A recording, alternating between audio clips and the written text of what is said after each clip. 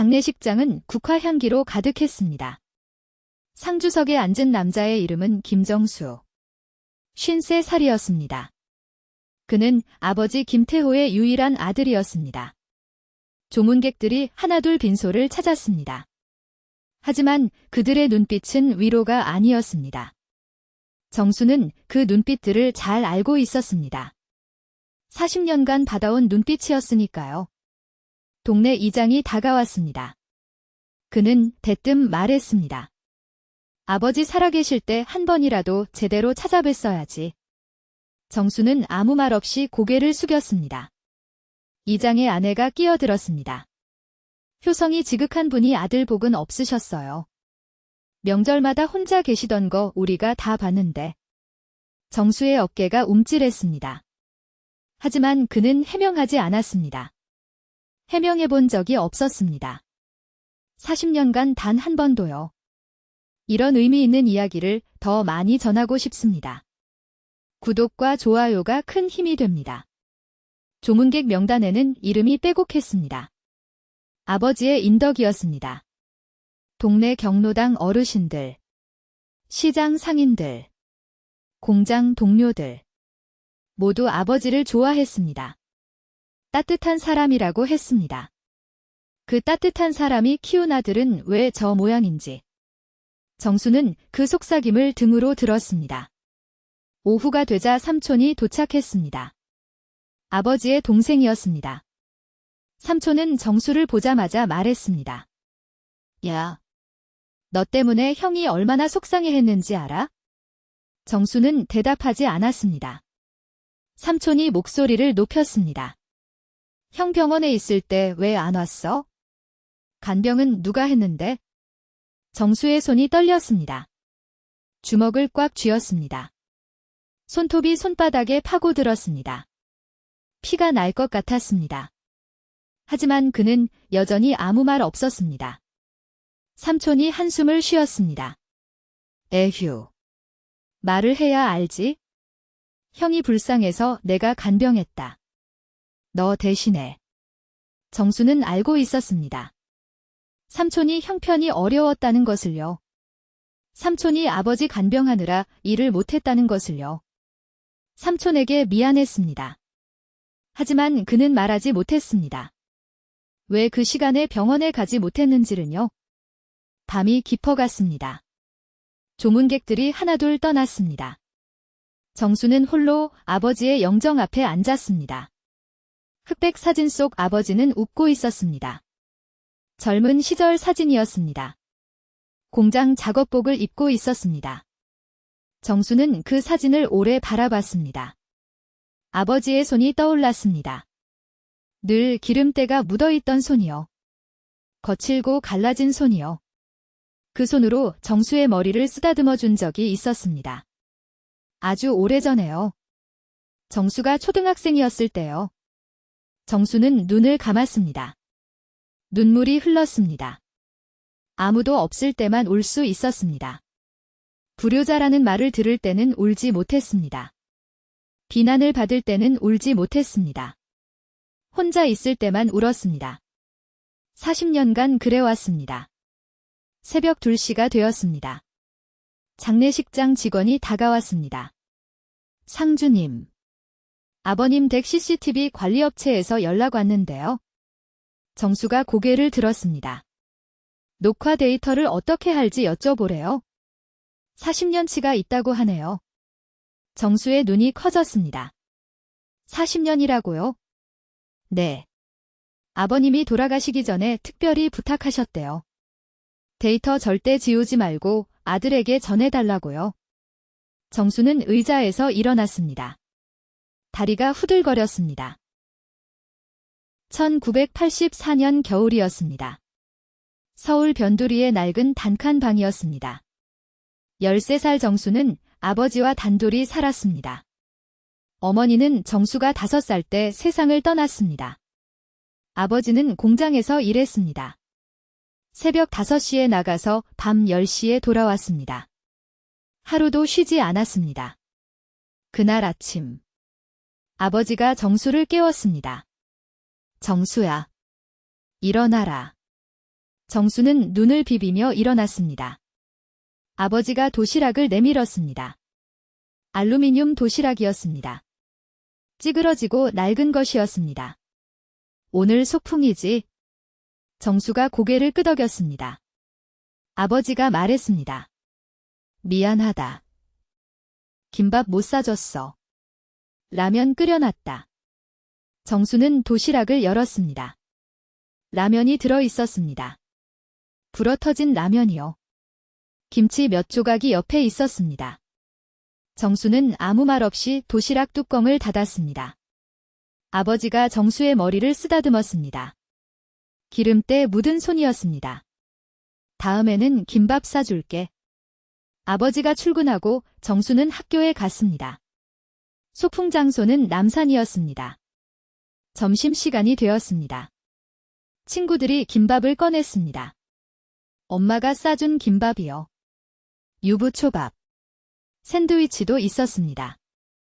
정수는 도시락을 꺼내지 못했습니다. 가방 안에 숨겼습니다. 정수야, 넌 뭐 가져왔어? 친구가 물었습니다. 정수는 거짓말을 했습니다. 배 안 고파. 아침에 많이 먹었어. 하지만 배에서 소리가 났습니다. 꼬르륵 소리가요. 친구들이 웃었습니다. 선생님이 다가왔습니다. 김정수, 도시락 안 가져왔니? 정수가 가방을 더 꽉 껴안았습니다. 선생님이 가방을 열었습니다. 알루미늄 도시락이 보였습니다. 선생님이 뚜껑을 열었습니다. 불어터진 라면이 있었습니다. 교실이 조용해졌습니다. 누군가 킥킥거렸습니다. 뭐야? 라면이야? 걔 엄마 없잖아. 아빠가 싸줬나 봐. 불쌍해라. 정수는 도시락을 빼앗아 달렸습니다. 얼마나 달렸는지 몰랐습니다. 정신을 차리니 공원 벤치에 앉아 있었습니다. 정수는 도시락을 열었습니다. 식은 라면을 먹었습니다. 눈물이 라면 위로 떨어졌습니다. 짠맛이 더해졌습니다. 그때 정수는 결심했습니다. 돈을 많이 벌겠다고요? 아버지에게 편하게 해드리겠다고요? 아버지가 더 이상 공장에서 일하지 않아도 되게 하겠다고요? 그날 저녁, 아버지가 돌아왔습니다. 정수가 물었습니다. 아버지, 나 공부 열심히 하면 좋은데 취직할 수 있어? 아버지가 정수를 바라봤습니다. 왜? 나도 아버지처럼 공장에서 일해야 해? 아버지의 얼굴이 굳어졌습니다. 넌 공장 같은 데 가면 안 돼? 아버지의 목소리가 단호했습니다. 공부해라. 아버지처럼 살면 안 된다. 정수가 말했습니다. 내가 돈 많이 벌어서 아버지 공장 그만두게 해줄게. 아버지의 눈이 붉어졌습니다. 하지만 아버지는 등을 돌렸습니다. 밥이나 먹어라. 아버지는 그날 밤 늦게까지 자지 않았습니다. 정수가 잠든 후에야 이불을 덮어주었습니다. 거칠고 기름때 묻은 손으로요. 아버지가 중얼거렸습니다. 이 녀석. 누굴 닮아서 저렇게 고집이 세. 정수는 자는 척했습니다. 눈을 꼭 감고 있었습니다. 눈물이 베개를 적셨습니다. 그때부터였습니다. 정수의 40년 약속이 시작된 것은요. 1999년이었습니다. 정수는 28살이었습니다. 대학을 졸업하고 취직을 했습니다. 하지만 좋은 곳이 아니었습니다. 작은 건설회사였습니다. 현장 관리직이었습니다. 월급이 적었습니다. 하지만 정수는 불평하지 않았습니다. 승진하면 돈을 더 벌 수 있었습니다. 아버지를 위해서였습니다. 문제는 근무 시간이었습니다. 새벽 5시에 출근했습니다. 밤 11시에 퇴근했습니다. 일주일에 6일을 일했습니다. 아버지를 볼 시간이 없었습니다. 정수는 집에 가는 대신 현장 컨테이너에서 잤습니다. 출퇴근 시간을 아끼려고요. 그 시간에 더 일하려고요. 아버지는 정수의 전화를 기다렸습니다. 하지만 정수는 전화할 틈이 없었습니다. 현장에서는 휴대폰을 쓸 수 없었습니다. 위험했으니까요. 퇴근 후에는 너무 피곤했습니다. 전화기를 들 힘도 없었습니다. 추석이 다가왔습니다. 정수는 현장에 있었습니다. 공사 마감 때문이었습니다. 설날도 마찬가지였습니다. 2년 동안 명절에 집에 가지 못했습니다. 아버지에게 전화했습니다. 아버지, 미안해. 이번에도 못 갈 것 같아. 전화기 너머로 아버지의 침묵이 들렸습니다. 알았다. 일 열심히 해라. 전화가 끊겼습니다. 정수는 안전모를 벗었습니다. 손이 떨렸습니다. 죄책감 때문이었습니다. 하지만 어쩔 수 없었습니다. 지금 고생해야 나중에 편할 수 있었습니다. 아버지를 편하게 해드리려면요. 2년 후 정수는 대리가 되었습니다. 월급이 조금 올랐습니다. 하지만 일은 더 많아졌습니다. 책임질 것이 늘었습니다. 아버지는 여전히 공장에서 일했습니다. 환갑이 넘었는데도요. 정수가 그만두라고 했습니다. 아버지는 거절했습니다. 돈은 내가 번다.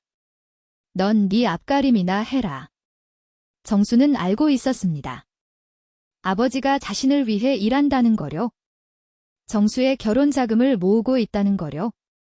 정수는 결심했습니다. 더 빨리 승진해야 했습니다.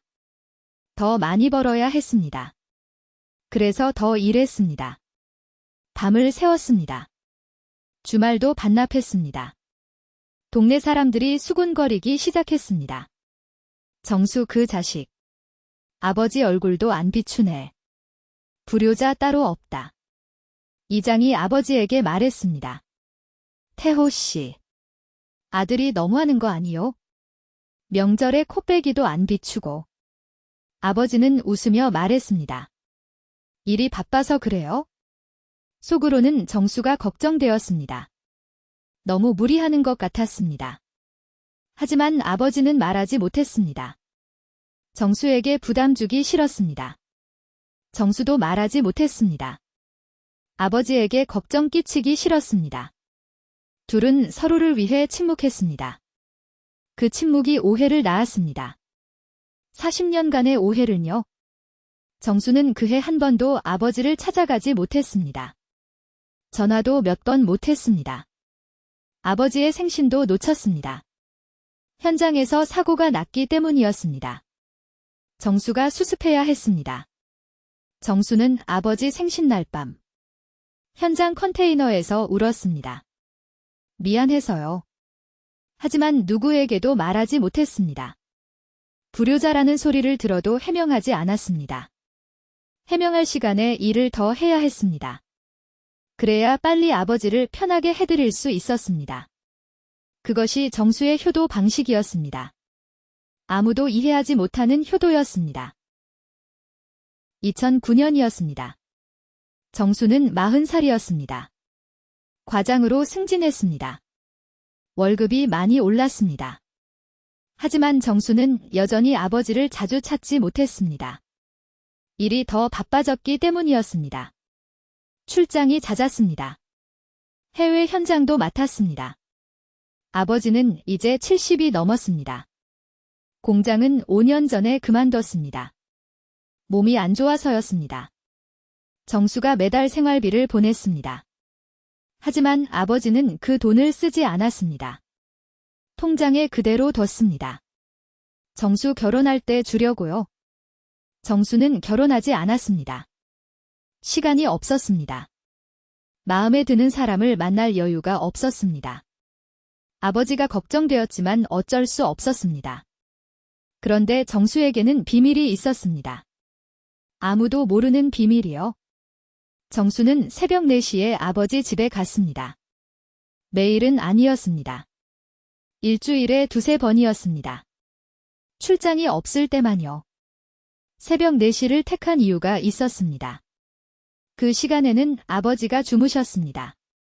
동네 사람들도 자고 있었습니다. 아무도 정수를 보지 못했습니다. 정수는 아버지 집 앞에 물건을 놓고 갔습니다. 쌀, 반찬, 과일, 생필품이었습니다. 문 앞에 살짝 놓았습니다. 초인종을 누르지 않았습니다. 아버지를 깨우고 싶지 않았습니다. 아버지와 마주치면 붙잡힐까 봐요. 아버지 곁에 오래 있고 싶었습니다. 하지만 그럴 수 없었습니다. 아침에 출근해야 했습니다. 현장에 늦으면 안 됐습니다. 정수는 아버지 집 앞에서 5분만 서 있었습니다. 창문을 바라봤습니다. 불이 꺼져 있었습니다. 아버지가 편히 주무시길 바랐습니다. 그리고 조용히 떠났습니다. 아버지는 아침에 일어나 물건을 발견했습니다. 누가 놔뒀는지 몰랐습니다. 이웃인가 싶었습니다. 아니면 동네 복지사인가요? 한 번은 경로당 할머니에게 물었습니다. 누가 우리 집 앞에 물건 놔두는지 혹시 아세요? 할머니가 고개를 저었습니다. 몰라요. 귀신이 놔두나? 아버지는 궁금했습니다. 하지만 알 수 없었습니다. 새벽 4시에 깨어있는 사람이 없었으니까요. 그런데 한 가지 아버지가 모르는 것이 있었습니다. 정수가 10년 전에 CCTV를 설치했다는 것을요. 아버지 집 앞에요. 아버지 안전이 걱정되어서였습니다. 혼자 사시니까요. 넘어지거나 쓰러지면 어떡하나 싶어서요. CCTV 업체에 돈을 냈습니다. 매달 녹화 데이터를 저장해달라고요. 무슨 일이 생기면 연락해달라고요. 아버지에게는 비밀이었습니다. 아버지가 알면 싫어할 것 같았습니다. 감시하는 것 같으니까요. 정수는 아버지를 감시하려는 게 아니었습니다. 지키고 싶었습니다. 멀리서라도요. 직접 곁에 있어드리지 못하니까요. CCTV라도 있어야 안심이 됐습니다. 그 CCTV에 모든 것이 찍혔습니다. 새벽 4시에 오는 정수의 모습이요. 물건을 놓고 창문을 바라보는 정수의 모습이요. 5분 동안 서서 아버지 집을 지켜보는 정수의 모습이요. 그리고 조용히 떠나는 정수의 뒷모습이요. 15년간 축적된 영상이었습니다. 아버지는 그것을 몰랐습니다.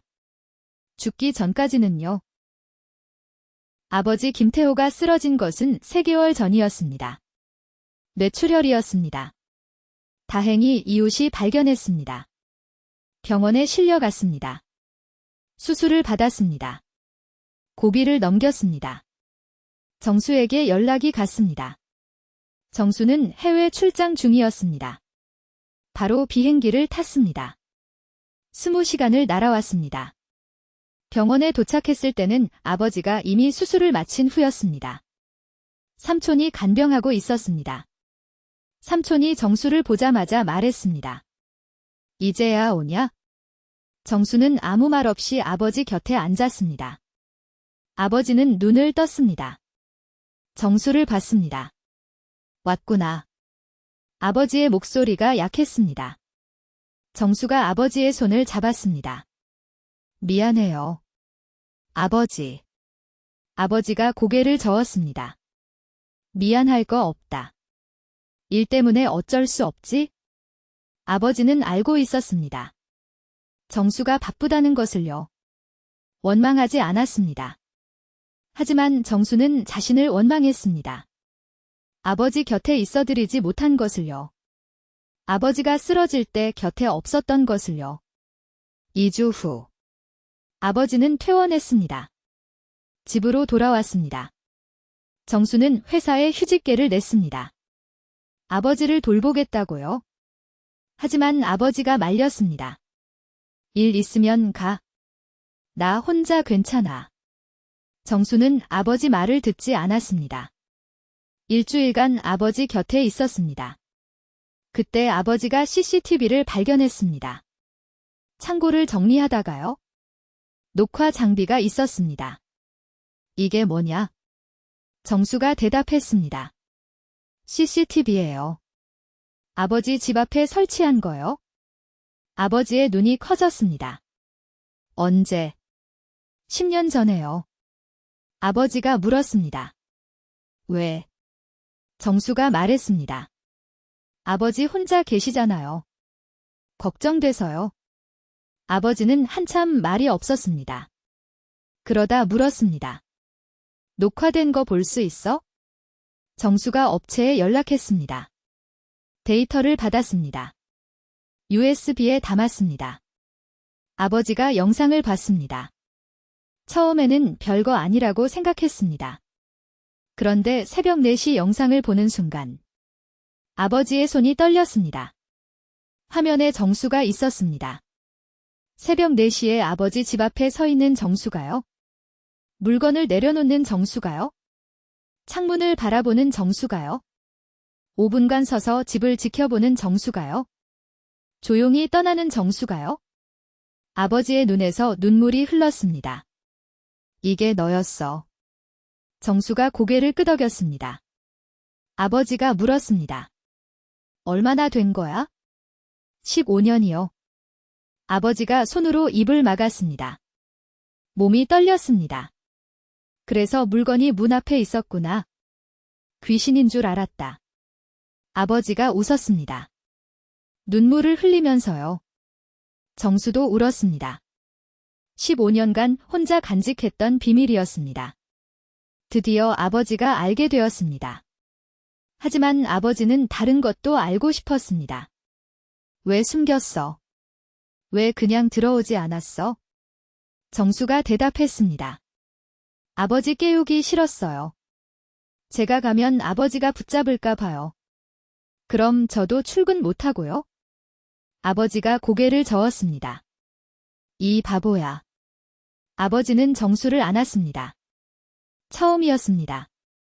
어른이 된 후 아버지에게 안긴 것은요. 아버지가 다시 쓰러진 것은 한 달 후였습니다.